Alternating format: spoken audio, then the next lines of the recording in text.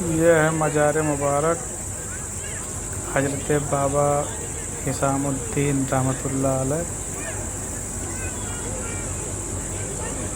सामदियापुर। गांव का नाम है सामदीपुर। सामदीपुर के नाम से मशहूर है मज़ार मुबारक।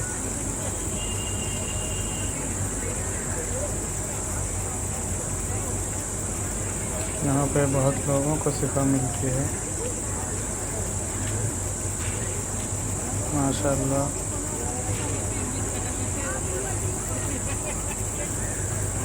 जुमेरात के दिन काफ़ी भीड़ होती है यहाँ पे।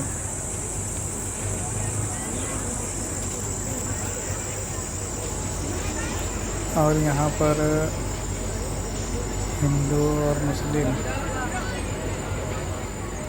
सभी लोग आते हैं अपनी अपनी मन्नतें लेकर, और माशाअल्लाह सबकी मन्नतें पूरी भी होती हैं।